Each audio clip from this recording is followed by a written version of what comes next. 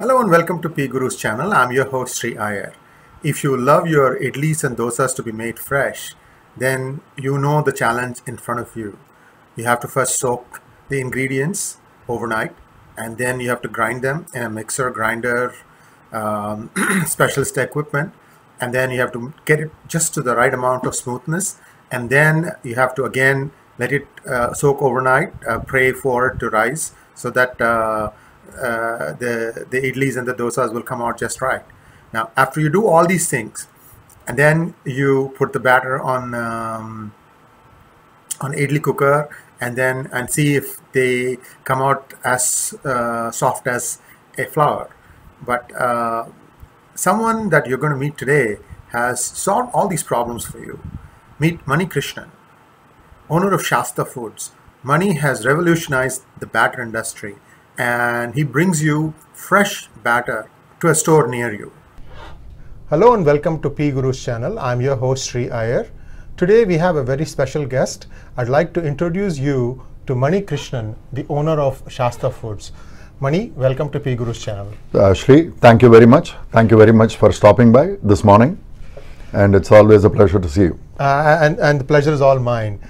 So just to give you a backdrop about Mani, I have known Mani for about 25 years now, and Mani's company used to be an exporter to India for high-tech goods, and my wife started out her career working with Mani.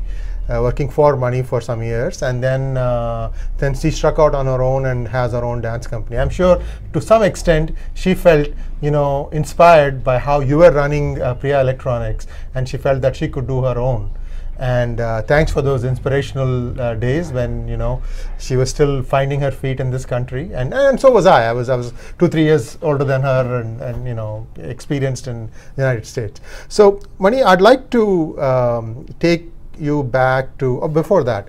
So readers, this is part of our startup series. Mani has a slightly different background from the startup entrepreneurs that we talked about before. Mani is not an engineer. He knows engineering, but he has not done engineering as a degree.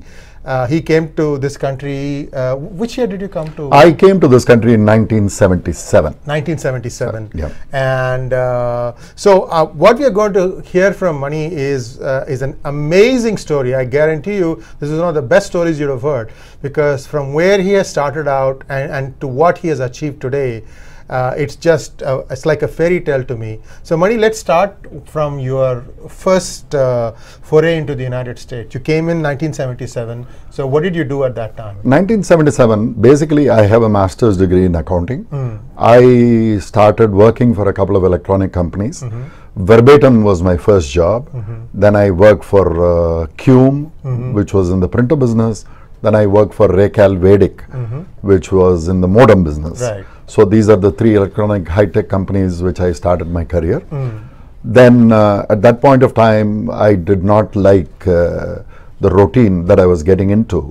And the desire to do something on my own was paramount in terms of what I wanted to do. So I decided at that point of time to do export of electronic items to India.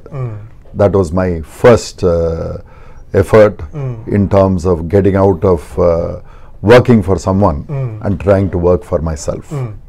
So the electronic component business was very fascinating.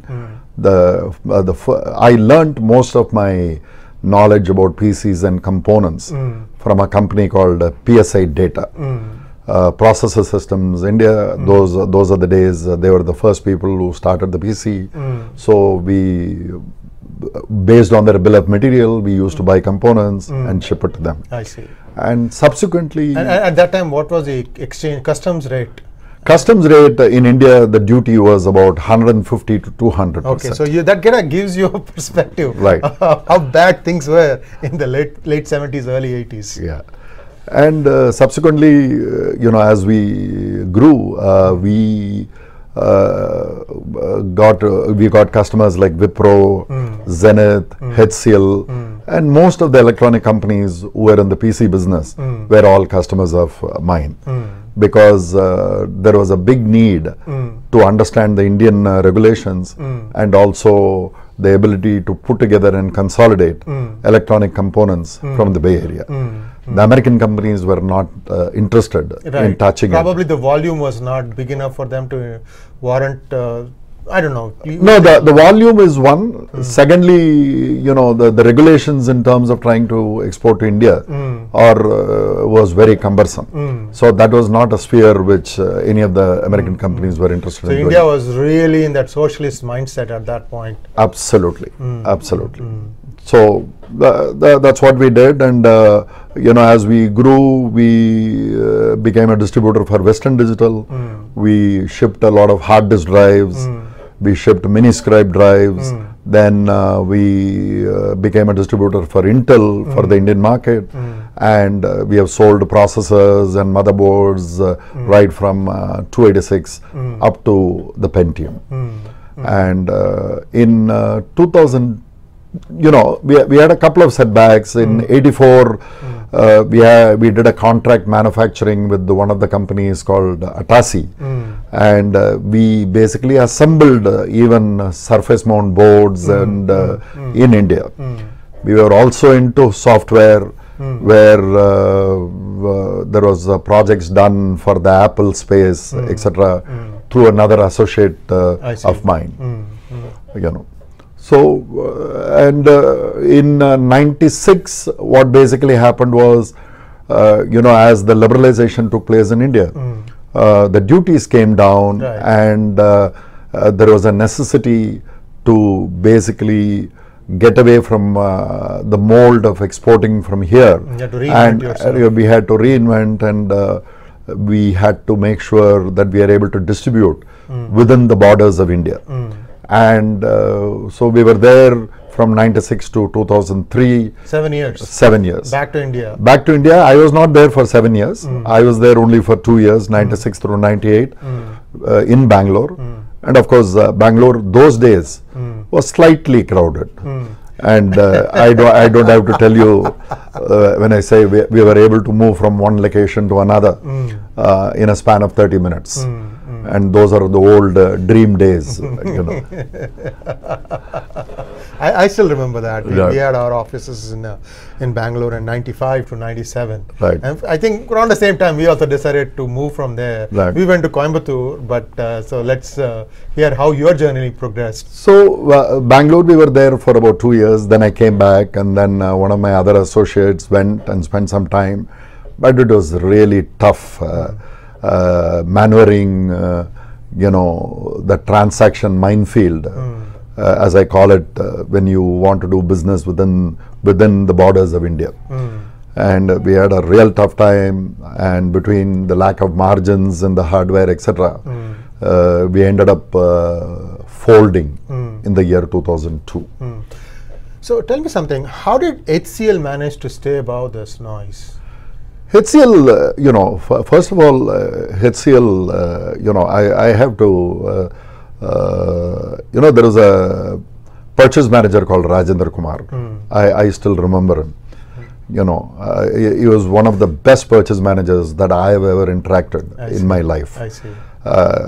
Very straightforward, and they always made sure the vendors were treated very appropriately. I see.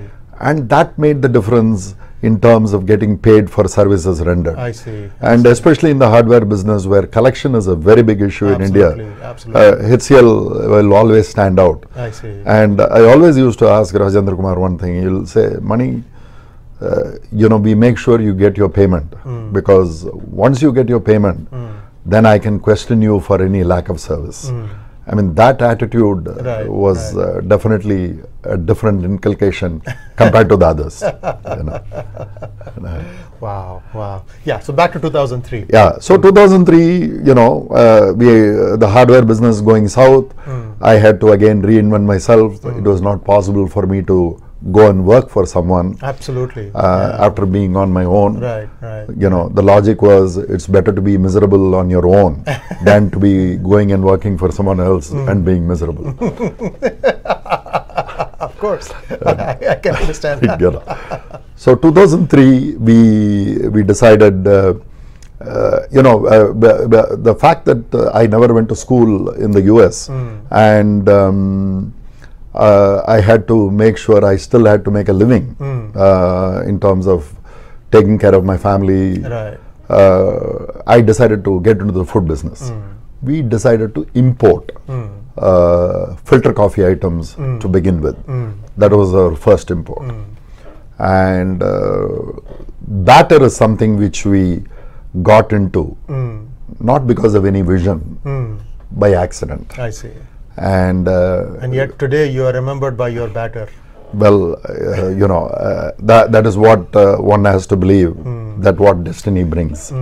So 2003, we started in a small way by placing small quantities of batter in various stores, and we were able to bring into our experience all the high-tech distribution that we had done, right, and implement it in terms of... So you could squeeze out the inefficiencies in the process. That is what we feel, and of course we were in the right area at the right time. And the population in the Bay Area was exploding. Yes. And that made a big difference. And a couple of stores at that point of time really supported us. It is not a question of who supports you when you're successful. Right. It is a question of who supports you when you need it. Finding your feet. Yeah. Yes. That makes a difference. Absolutely. So I'd like to take you back to that time, 2003. You had just lost your parents and you're starting out again. And today, in 2017, you've put together a very impressive structure here. And I'll share with the viewers some of the videos that we took of the actual process that is happening.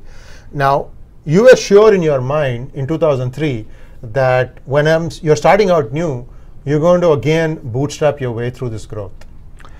Well, at that point of time, with the resources practically coming to a zero, there was no fallback situation.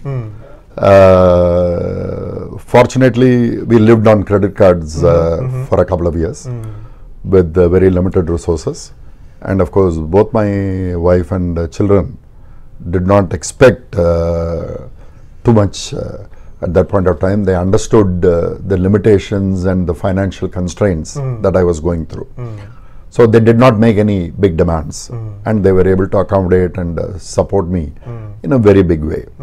And 2003, your needs, in my opinion, and wants are two different things. Right. And when you are in a situation where you have gone through a couple of times in difficult situation, the need aspect definitely overrides the wants. Right.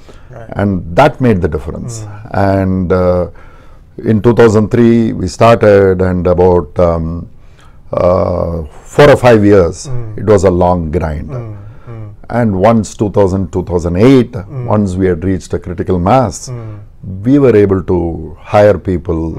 And today, fortunately, by God's grace, we are in a situation where we are able to innovate and to be in the valley where you have people innovating in software and hardware. Right. For me, that I have the opportunity, in spite of my background, to innovate in food is something very gratifying and satisfying. And as they say, Annadata Sukhi Bhava.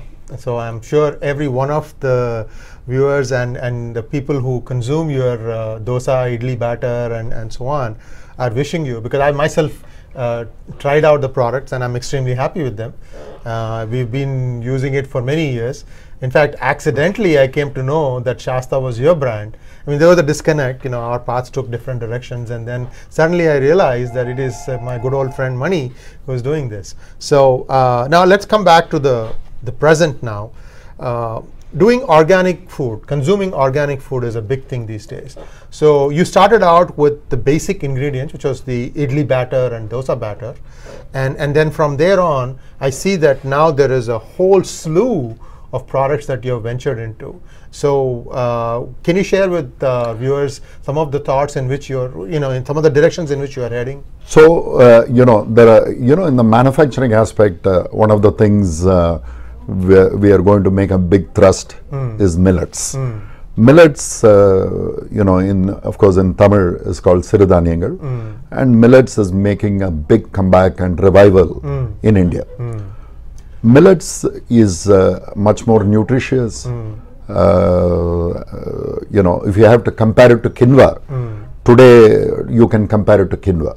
So just to hold your thought on that. So here I have quinoa, and quinoa has a certain calorific content and some, how much fat content and so on. So maybe you can share with us a little bit of the benefits of millets over quinoa. I will the millets in terms of nutritional information. I will put together and send something to you. Sure. And we'll put it along with the video, and in a quick nutshell, it is probably 2 times or 3 times more beneficial than quinoa. Nutritious and protein, fiber. I see. And it's like a rice substitute. Whatever you can do with rice, you can do it with the thing. And the biggest satisfaction, millets. The farmers who are struggling in India right now. Especially in Andhra Pradesh and Tamil Nadu, there is a big revival going on where the farmers are involved in planting these grains. It requires a low amount of water and a shorter duration in terms of cultivation, etc. I see. And how many crops can you do in a year? You can do, depending upon, within the millet there are 3 or 4 categories. I see. You can do easily, certain millet can be done 3 times a year. I see. And certain millets can be done 2 times a year. I see. And what we are now trying to do is to reach out and get connected with some of the farmers in India, both in Andhra Pradesh and Tamil Nadu, so that we are able to go directly to the source and we are able to procure from them so that there is a direct benefit. Yes. We are able to commit at this point of time for a certain volume and we are able to tell the farmers, please grow this and we will pick it up from them. Right. And that is an initiative which we have just started about 6 months back. I am very happy with the progress that I made. And that is all organic? At this point of time, most of the farmers, they're using natural process. I see. But in terms of organic certification, one of the conditions is you will have to make sure, at least for 3 years, you are able to prove that the soil is not contaminated, etc. before you can call it organic. I see. So this is a systematic process and it's on its way to do that. Yes, absolutely. Okay. So currently it is not organic, but we are very comfortable by the fact that most of the products is devoid of any pesticide as far as the millets are concerned. And I also noticed that you have variations on dosa batter. It's not just the standard dosa batter. You have brown dosa batter. So we are one of the few people who have right now we have about 10 products. We have idli, we have dosa, we have adai, we have uttappam, we have pesarat, we have ragi, we have brown rice dosa, we have brown rice idli, quinoa. These are the 9 products that we currently have. And millet dosa is going to follow soon. Yeah, we are already in the verge of introducing millet dosa, millet adai, and millet idli. And the best thing about the millet products is it is only lentils and millets. I see. And there is no rice. So essentially you take out the rice and you put the millet in its thing. Yeah, exactly. And in terms of proportions, I know there's a 1:2 or something like that. So will the substitution of rice with millets, is it the same kind of thing? Or there is some minor modifications which we end up doing, both in terms of content and the way we grind and process. So that's it. So one of the things that we will probably share with the viewers over the next few weeks and months is, I encourage you to help me with this.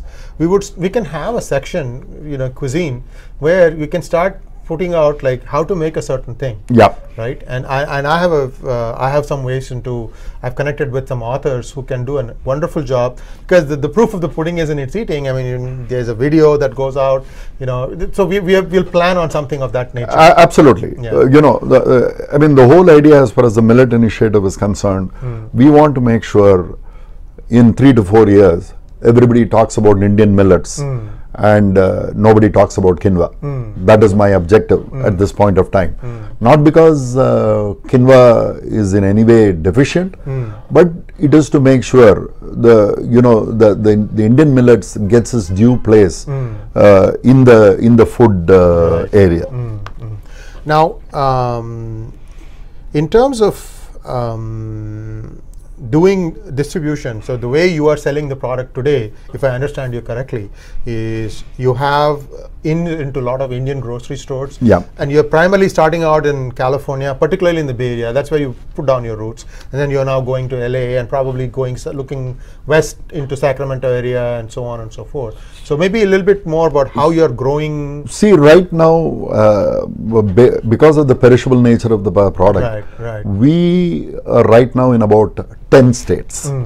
We are in California, we are in Southern California, Northern California, we are in Oregon, we are in Seattle, we are in Arizona, we are in Nevada, we are in Salt Lake City, we are in North Carolina, which is very interesting because of the fact that most of the people moved a lot of people moved from here to the Research Triangle. Yes, yes. There is quite a bit of a Cisco contingent that has just moved lock, stock and barrel. And people who have got used to the batter don't mind paying a higher price. So we end up shipping it by air to North Carolina and also to Colorado. I see. So this is our current this thing. We go to about a sizable number of stores at this point of time.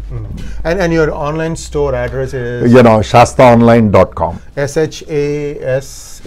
SHASTHA online, shastaonline.com. Yeah. And you accept standard things like PayPal and all the good stuff? Yes, we have credit card, this thing, etc. At this point of time, we ship most of the dry items. I am working on a specific packaging, etc., and I'm hoping I will be able to ship batter online in a limited manner starting from September. Okay, wonderful, wonderful. So, in terms of covering, we have done the food part, but I also noticed in your warehouse a lot of other things that you are beginning to stock up on. Exotic stuff. At the same time, it's much needed because this is something that a lot of us need. And I think when we go to India, we sort of stock up on these things and come. But since you're going to, you've got a much better way of packaging this. So I'd like you to share a little bit about all the puja samagri that you're. So, there are multiple items apart from whatever we talked about. We sell rice both in 10 pounds and 20 pounds under Shasta brand.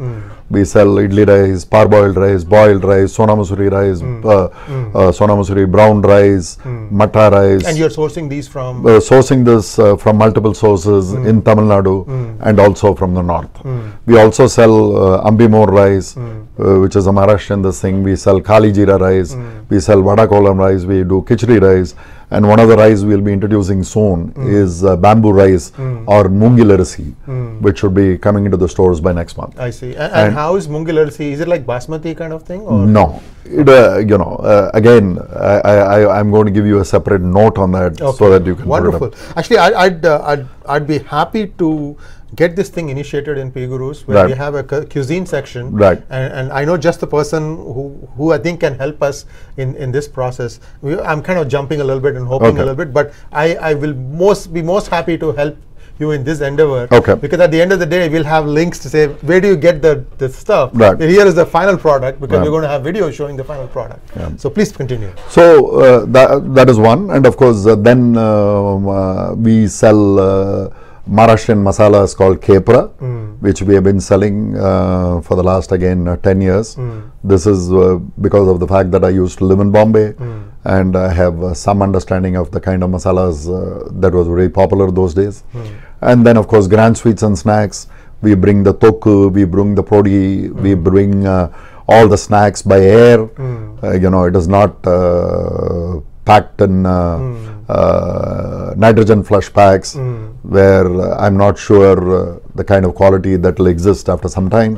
So we end up bringing it by air, and we are quite happy with that. We are now doing A1 chips, and then coffee we sell Narasus, we sell Leo, we sell Suma coffee, we sell Kothas, we sell Coffee Day.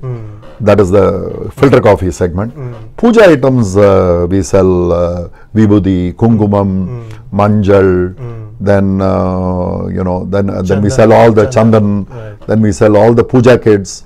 We sell the Navagraha puja kit. We sell the Satyanarayana puja kit. We sell the Varalakshmi puja kit. We sell so what else? Lakshmi puja kit. So we have puja kits for every occasion, which makes it easier for people to just get it and do some of the religious commitments that they might be interested in doing. Right, right, right.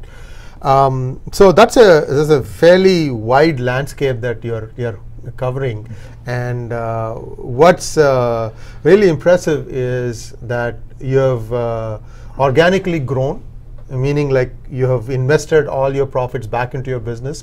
So you believed in yourself and in your partners and friends who have stuck with you, and you're poised for growth. So Mani, it was a wonderful conversation talking to you, and I and Sugandha and all of us wish you all the best. We've known each other for a long time, and it's very heartening to see a success story which is not the usual run-of-the-mill story, plus the fact that you are arguably the biggest dough manufacturer, dosa, idli dough manufacturer in the whole world. I saw the warehouse, and you'll see parts of those videos, and you'll see how Mani has planned all these things out. It's just incredible. So Mani, I wish you all the best in your endeavors, and we will stay tuned, and we'll be bringing more things about Shastra Foods. Thank you very much. Shri, thank you very much.